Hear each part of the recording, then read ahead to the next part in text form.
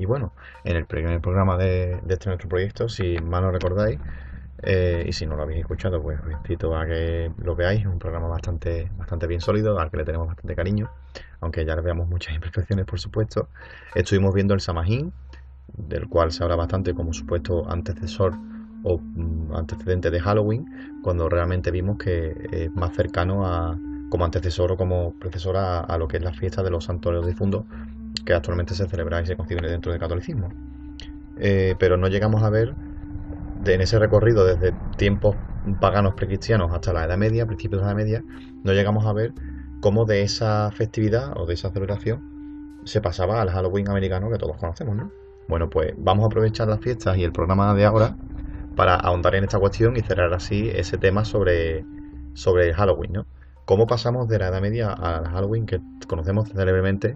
Porque Estados Unidos y la cultura americana tan presente hoy en día en todos lados, gracias o por culpa de la globalización, nos tiene completamente bombardeados sobre él, pero realmente no conocemos realmente a qué viene, ¿no? Bueno, pues se suele referir a una fuente errónea que suele establecer en la llamada Noche de Guy Fawkes como uno de los antecedentes del supuesto antecedente de Halloween, ¿no? Según este evento, por si alguien no conoce la película V de Vendetta, o mejor dicho, si alguien no conoce este caso, que sepa que fue el que inspiró la película V de Vendetta, basada en el cómic del mismo nombre del autor Alan Moore, ¿no? Durante dicho suceso, de dicho incidente que tiene lugar a comienzos del siglo XVII, lo que ocurre es que Guy Fawkes lidera, digamos, una masa de una turba de gente un poco antisistema, un poco cansada de su situación, ¿no? En un intento de atentado para destruir el Palacio de Westminster. De ahí toda la temática de la propia película. También hay alusiones de persecuciones de los protestantes por parte de los católicos, ¿no? Antorchas de por medio, por supuesto, citadas como posibles antecedentes de Halloween. Pero ninguno de estos dos sucesos, ninguna de estas dos tradiciones es cierta. Un primer antecedente de Halloween durante la Edad Media, cuando ya existe esa festividad de los santos difuntos arraigada y establecida por el catolicismo que se viene desarrollando desde el siglo VIII como vino, que es como vimos, que es cuando se instaura, pero que bebe un montón de elementos del Samhain y de culturas precristianas, ¿no? De ahí esa famosa Noche de Brujas, que al fin y al cabo tiene un montón de elementos de ese Samhain, ¿no? Pues bien, precisamente en el día 1 de noviembre, eh, que es ese 31 al 1, ese proceso, ese momento en el que el mundo de los vivos y el mundo de los muertos están muy cerca uno del otro y la línea que los separa es muy difusa, pues sí se conoce una tradición que sí tenía lugar en muchos países de la Edad Media del centro de Europa, que consistía en que grupos de familias o de vecinos que iban casa por casa pidiendo alimentos y limonas varias a cambio de rezar una serie de salmos y oraciones por el alma de los difuntos de la familia en cuestión a la que estuviesen pidiendo caridad, ¿no? Aprovechando también la ocasión para llevar con ellos a sus niños pequeños, que eran normalmente los más necesitados de comer y los más hambrientos, ¿no? Entonces, esta es en el contexto, esta práctica en el contexto de la Noche de Brujas de Halloween, que sí tiene como antecedente, como digo, el Samhain, porque toma muchos elementos del mismo en cuanto a ideas y en cuanto a prácticas, ¿no? Pues sí podríamos tener uno de los antecedentes de Halloween, aunque realmente no hay tanta relación directa. Pero parece ser que sí es una práctica que sigue perdurando o que sirve como antecedente, como digo ya, estoy diciendo ya bastante, en las prácticas de estas civilizaciones de la Noche de Brujas, que van perdurando a lo largo de los siglos, hasta el siglo XIX, y que podría correlacionarse en un momento dado con el truco o trato, ¿no? Pues como digo, hasta que no llegamos al siglo XIX, final del siglo XIX, momento en el que hay una inmigración masiva por parte de gentes tanto de Irlanda como de Escocia, no vamos a ver una implantación progresiva y masiva de lo que es Halloween tal y como lo conocemos hoy en día en la cultura americana. Como digo, es entonces cuando estas poblaciones inmigrantes emigran a Estados Unidos y entre estas comunidades sí está muy arraigada la festividad de Halloween, no con el nombre de Halloween realmente, o más bien como la festividad de Noche de Brujas, aunando todos esos elementos del Día de los Santos y los Difuntos y de culturas precristianas que hemos visto. Entonces son estas poblaciones de inmigrantes las que tienen muy arraigadas en su cultura y en sus costumbres la celebración de dicha fiesta, Entonces, cuando llegan a Estados Unidos es cuando realmente empieza a imponerse, ¿no? Es un proceso gradual. Por ejemplo, la primera mención escrita que tenemos en Europa del Halloween propiamente dicho, la tenemos en Escocia en 1895. Pero hasta 1911 no vamos a ver los primeros escritos donde se menciona esta festividad en Estados Unidos. Por lo tanto, hay casi 20 años de procesos en los cuales esta festividad va cogiendo cada vez más arraigo entre los estadounidenses una vez que tienen que convivir con sus nuevos vecinos. Pues como digo, es en estos momentos, a partir sobre todo de los años 20, en el que Halloween, como tal y como lo conocemos, empieza ya a concebirse, a nacer, a constituirse.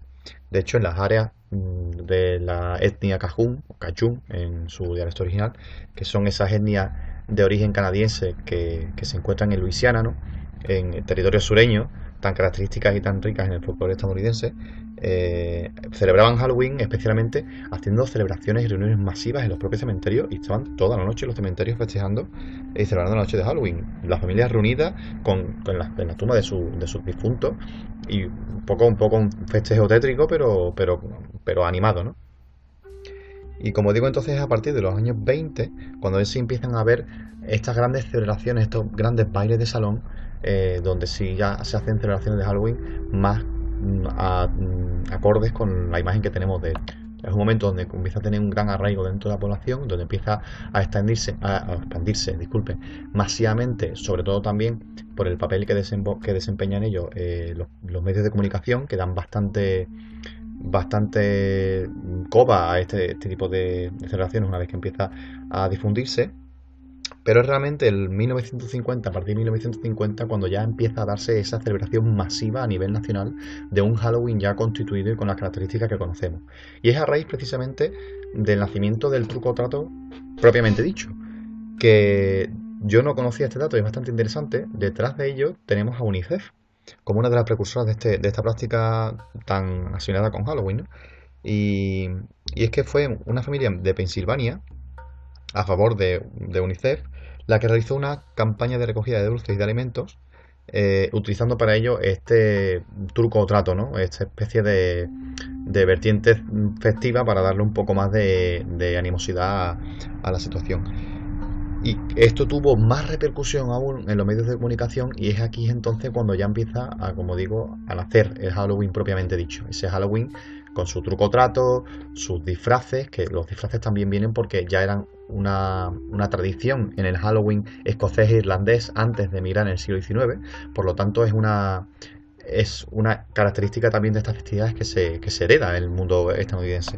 De hecho, tenemos registros de que en torno a 1930, esos años, fue cuando empiezan a aparecer en los grandes almacenes la producción y la venta en masa de disfraces prefabricados para comprarlos y usarlos en Halloween. Por lo tanto, tenemos el truco o trato, tenemos la vinculación con el mundo del más allá y la herencia de esa noche de brujas y de esos cultos de la muerte, por así decirlo, que vienen de Europa y vienen de muchísimos milenios atrás. Tenemos también el tema del truco o trato. Nos queda otro famoso y muy reconocido tópico dentro del Halloween estadounidense, como es el famoso Jack o' Lantern, es decir, la calabaza, ¿no?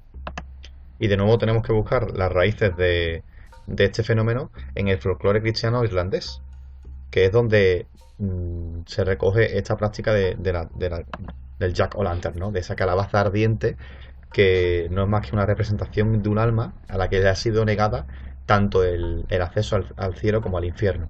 Y esto deriva de otro cuento popular del folclore irlandés, que es el cuento del Jack o' Lantern propiamente dicho, ¿no? Que es el que recoge el origen de esta práctica y de este icono realmente, de este símbolo de la calabaza ardiente, ¿no? Según nos comenta el relato, pues este personaje no sería un irlandés pendenciero y borracho, sin ánimo por nuestra parte obviamente, de caer en el estereotipo y el tópico irlandés, pero la propio folclore es el que se recoge en él, ¿no? Se regodea en él. Pues este estereotipado personaje irlandés, precisamente en una noche de brujas, se encuentra al diablo en una taberna, ¿no? Y consigue engañarlo para que le ofrece su alma a cambio de un último trago. El diablo accede, se transforma en una moneda para pagarle con ella a Jack, al camarero, pero Jack hace la triquiñuela de que se la guarda esa moneda, que es el diablo personificado, el diablo transformado en moneda, en un bolsillo donde a su vez tenía una moneda con una cruz grabada. Por lo tanto, claro, eso cohíbe, maldice al diablo que no puede volver a su forma original. Entonces Jack no le deja escapar, de esa forma mantiene el diablo bajo su encarcelamiento, bajo su dominio, ¿no? Y no lo deja escapar hasta que no le prometiese que no iba a tomar su alma, ¿no?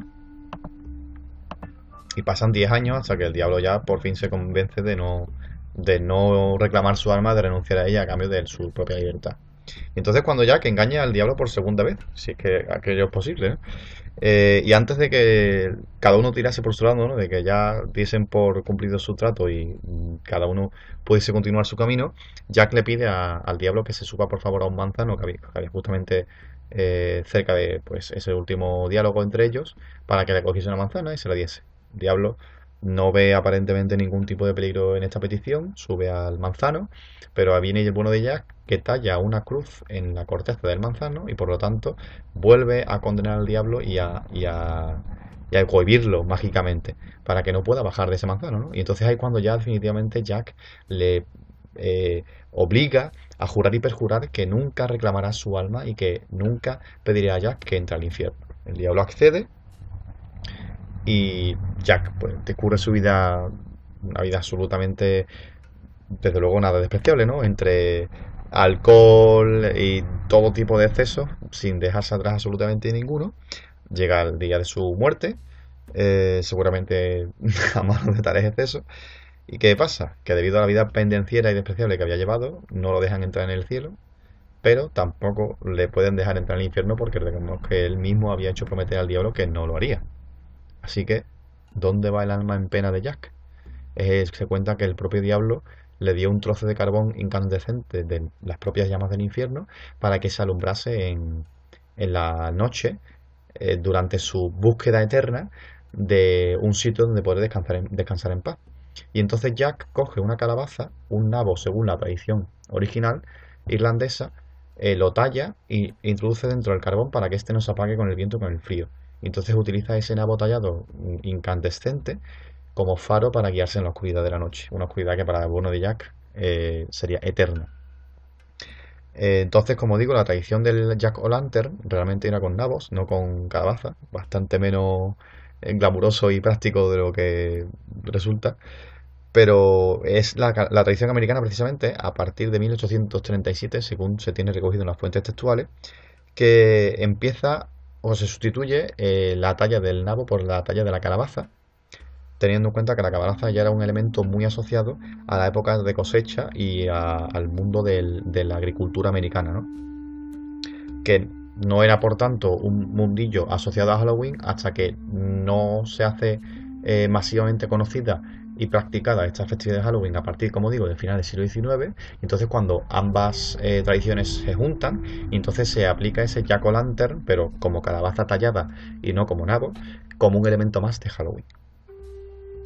Y sin más dilación, pues creo que hemos hecho un breve recorrido, breve, al final siempre me extiendo cuando es Halloween, ¿no? Sobre el origen de Halloween y ya sabemos por fin de qué tiene que ver el Samhain con todo esto, cómo pegamos el salto, hablando mal y pronto, de la Edad Media al Halloween actual y realmente cuál es el origen de esta tan famosísima y tan recurrida tradición de la que tanto se habla pero de la que tampoco se sabe, más allá de los eventos típicos.